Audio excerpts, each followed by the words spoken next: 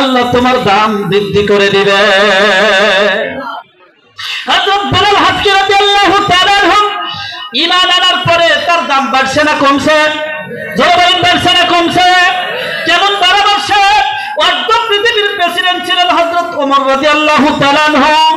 আখরে যার সম্পর্কে আল্লাহর রাসূল সাল্লাল্লাহু আলাইহি ওয়াসাল্লাম বলেন, লাউ কানা বাদি নাবিয়্যান লাকানা ওমর, আমার পরে পৃথিবীর মধ্যে কেউ যদি নবী হইয়া আসতো তাহলে ওমর নবী হইয়া আসতো। ইসলাম সে তো পরশমণি, তারে কে পেয়েছ খুঁজি, পরশে তাহার শোনা হলো যারা তাদেরই মোরা বুঝি। বলেছেন হযরত রাসূল শেষ পয়গম্বর, আমার পরে যদি নবী হতো কেউ হতো ঠিক সে ওমর। অর্ধ পৃথিবী শাসন করিতেন যিনি, ধুলির তখ্তে বসি, খেজুরের পাতার পাশার তাহার বারবার গেছে খুশি।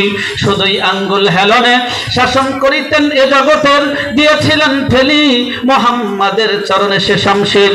হযরত ওমর রাদিয়াল্লাহু তাআলা আনহু এই পৃথিবীর অর্ধেকের রাজত্ব করতেন।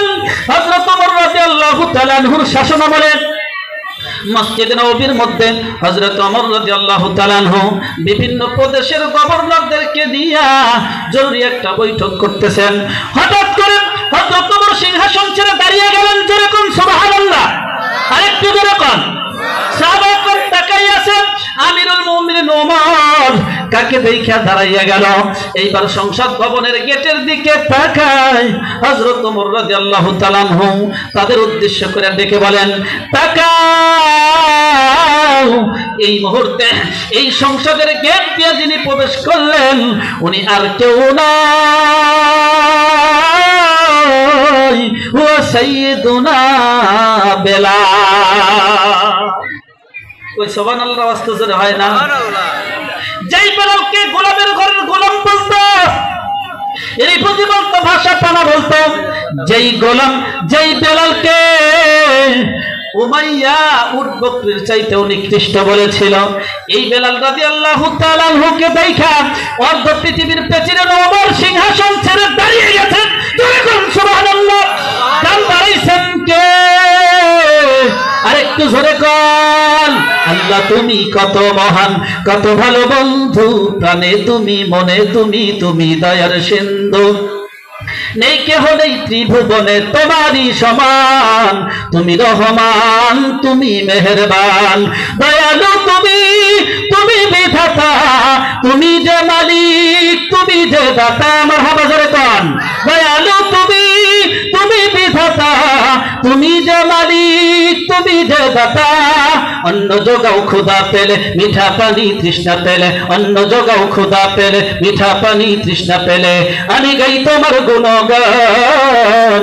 তুমি রহমান, তুমি মেহেরবান, আল্লাহ তুমি কত মহান, কত ভালো বন্ধু, প্রাণে তুমি, মনে তুমি, তুমি দয়ার সিন্ধু। সম্মান পারেন কে? মহব্বতে বলেন কে? আল্লাহ রাব্বুল আলামিন। আহরে বেলাল রাদিয়াল্লাহু তাআলা আনহুর দামটা দুনিয়ার মধ্যে এমন ভাবে বাড়াইলেন, বিশ্বনবী জনাবে মুহাম্মদুর রাসূলুল্লাহ সাল্লাল্লাহু আলাইহি ওয়াসাল্লাম মেরাজের রাত্রিতে আল্লাহর সঙ্গে সাক্ষাৎ করতে যায়। ওইখানে যাইয়া দেখেন পয়গম্বর বেলাল হাবশীর পায়ের আওয়াজ। ইমানদার মুসলমান হয়তো সময় তেমন পাবো না, এই জন্য যেই ব্যক্তি ঈমানের উপর মেহনত করে আল্লাহ তার দাম বৃদ্ধি করে দেন। দুনিয়াতেই শুধু নয়, আখিরাতেও দাম বৃদ্ধি করেন। জোরে কোন কথা ঠিক কিনা? আখিরাতে কেমনে দাম বৃদ্ধি করেন? এই বেলাল হাবশী রাদিয়াল্লাহু তাআলা উদাহরণটা দিয়ে আমি আপনাদের সংক্ষিপ্ত আকারে বোঝাতে চাই। কিয়ামতের ময়দানে যখন হাসর নাসর কায়েম হবে, এমতো অবস্থায় আহারে নবী রাসূলগণ পর্যন্ত ইয়া নাফসি ইয়া নাফসি বলে কান্নাকাটি করবে। এক পর্যায়ে নবী রাসূলগণ জান্নাতের সার্টিফিকেট পেয়ে যাবেন। জান্নাতের সার্টিফিকেট পাওয়ার পরে জান্নাতের দরজার সামনে এসে ভিড় করবেন, ডেকে বলবেন, এ জান্নাতের দারোয়ান, জান্নাতের দরজা খোলো, আমি জান্নাতের মধ্যে প্রবেশ করব। কে গো আপনি? আমি হযরতে আদম আলাইহিস সালাম। ভিতর থেকে আওয়াজ দিবে, বেয়াদবি মাফ করবেন, একটু অপেক্ষা করেন। এরপরে আরো একজন আওয়াজ দিবে, জান্নাতের দরজা খোলো, বেহেশতের সার্টিফিকেট পাইছি, বেহেশতে প্রবেশ করব। কে গো আপনি? আমি হযরত নূহ আলাইহিস সালাম। বেয়াদবি মাফ করবেন, একটু অপেক্ষা করেন। কিছুক্ষণ পরে আরো একজন নবী আসবেন, আমি হযরত ইব্রাহিম আলাইহিস সালাম, আমি হযরত মুসা আলাইহিস সালাম, আমি হযরত ঈসা আলাইহিস সালাম, লক্ষ পয়গম্বর বেহেশতের দরজার সামনে আইসা ভিড় করবে। বেহেশতের ভিতর থেকে আওয়াজ আসবে, এ পয়গম্বর আদম শুনি, ইব্রাহিম শুনি, মুসা শুনি, আপনাদের কাফেলার মধ্যে কি আখির জামানার পয়গম্বর বিশ্ব নবী নাই? আরে ওই সময় নবী রাসূল ডেকে বলবেন না, বিশ্ব নবীকে আমরা দেখে এসেছি হাসরের ময়দানে রব্বি হাবলি উম্মতি, রব্বি হাবলি উম্মতি বলে কান্নাকাটি করে। ভিতর থেকে আওয়াজ হবে, এ পয়গম্বরগণ শুনেন, আল্লাহ রাব্বুল আলামিন আমাকে না কানে কানে বইলা দিছে, শেষ জামানার পয়গম্বর যতক্ষণ পর্যন্ত বেহেশতে প্রবেশ করবে না ততক্ষণ পর্যন্ত বেহেশতের দরজা খোলার কোনো অনুমতি নাই। যেরকম সুবহানাল্লাহ। আমার বাবা, আমার ভাই, পর্দার অন্তরের মা, আমার বোনেরা একটু খেয়াল করেন, এই সময় এই আওয়াজটা শুনিয়া নবী রাসূলগণ সিজদায় পড়ে যাইবেন। আল্লাহ রাব্বুল আলামিনকে ডাক দিয়া বলবেন, আল্লাহ গো,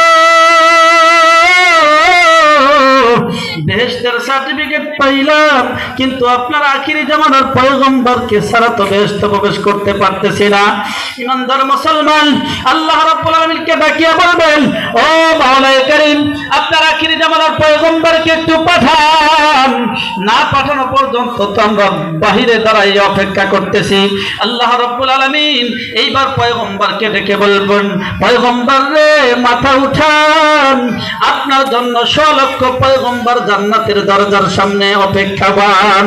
যেরকম সুবহানাল্লাহ। পয়গম্বর ডেকে ডেকে বলবেন, ও মাওলায়ে কারীম, আমার উম্মতের খবর না শুনিয়া আমি কিন্তু বেহেশতের দরজার মধ্যে পাও রাখতে পারবো না। আল্লাহ রাব্বুল আলামিন ডেকে বলবেন, এই পৃথিবীর মধ্যে থাকতেই তো আমি আপনাকে প্রস্তাব দিয়েছিলাম, ওয়ালা সাওফা ইউতিকা রাব্বুকা ফাতারদা, অবশ্যই আমি আপনি নবীকে সন্তুষ্ট করবই করব। যেরকম সুবহানাল্লাহ। এই আয়াতটা যখন অবতীর্ণ হয় তখন পয়গম্বর সাহাবায়ে কেরামকে বলেছিলেন, ও সাহাবায়ে কেরাম, আল্লাহ বলছেন আমাকে সন্তুষ্ট করবেই, আমি সন্তুষ্ট হব না। যেরকম সুবহানাল্লাহ, আরেকটু যেরকম সুবহানাল্লাহ। আল্লাহ আমাকে সন্তুষ্ট করতে চায়, আমি কিন্তু সন্তুষ্ট হব না। সাহাবায়ে কেরামকে বলেন, আমি সন্তুষ্ট হব না। কেন সন্তুষ্ট হবেন না? কই, যতক্ষণ পর্যন্ত আমার উম্মতকে পবিত্র কইরা আমাকে না দিয়ে দিবে ততক্ষণ পর্যন্ত সন্তুষ্ট হব না। যেরকম সুবহানাল্লাহ। বাবারে, জিবরাইল আমিন একদিন পয়গম্বরের কাছে এসে প্রস্তাব দিয়েছেন, ও পয়গম্বর, আপনি উম্মতের জন্য এত কান্নাকাটি করেন, আল্লাহ রাব্বুল আলামিন প্রস্তাব পাঠিয়েছেন আপনার উম্মতকে 2 দলে 2 ভাগে বিভক্ত কইরাম, এক ভাগ জান্নাতে দিবে আর এক ভাগ দিবে জাহান্নামে, আপনি কি রাজি? পয়গম্বর বলতেছেন, না, আমি রাজি না। তাহলে কোন কথায় রাজি? আপনার উম্মতের যারা নেককার তারা যাবে জান্নাতে, আর যারা বদকার তারা যাবে জাহান্নামে, আপনি কি রাজি? পয়গম্বর বলতেছেন, না, আমি তাতেও খুশি না, তাতেও রাজি না। তাহলে আপনি কোন কথায় রাজি? পয়গম্বর বলতেছেন, দ্বিতীয় প্রস্তাবের সাথে আমি একটু যোগ করতে চাই, আমার উম্মতের যারা নেককার তারা তো যাবে জান্নাতে, আর যারা পাপিষ্ঠ তাদের বেলায় আমি পয়গম্বরের সুপারিশের অনুমতি দিতে হবে। যেরকম সুবহানাল্লাহ। আমার বাবা, আমার ভাই, আল্লাহ রাব্বুল আলামিন পয়গম্বরকে সুপারিশের অনুমতি দিয়েছেন। সুপারিশের অনুমতি দিয়া আরে পয়গম্বরকে বলতেছেন, এ পয়গম্বর, ইরফা রাসাক তাশফা লিমান শিতা, মাথা উঠান, যাকে ইচ্ছা তাকে সুপারিশ কইরা আপনি জান্নাতে নিয়ে যান। যেরকম সুবহানাল্লাহ। বাবারে, এই জন্য নবী করিম সাল্লাল্লাহু আলাইহি ওয়াসাল্লাম কিয়ামতের ময়দানেও এই উম্মতকে ভুলবে না, আর আমরা উম্মত ওই নবীজিকে ভুলিয়া যাই। যেরকম কথা ঠিক কিনা? আরে নবীজি অবশ্যই উম্মতকে সুপারিশ করবেন। এখন একটা বিষয় বোঝার মতো, উম্মতকে সুপারিশ করবেন, উম্মত কাকে বলে? জানার দরকার আছে না নাই? 1 মিনিটের উম্মতের পরিচয় হচ্ছে নবীর মতের সাথে যার মত একমত তার নাম উম্মাত। নবী যা পছন্দ করেছেন সেটা আমার পছন্দ করতে হবে। যারা বলেন কথা ঠিক কিনা? নবী 5 ওয়াক্ত নামাজ পছন্দ করে থাকলে আমার পছন্দ করতে হবে। নবীজি দিন কায়েম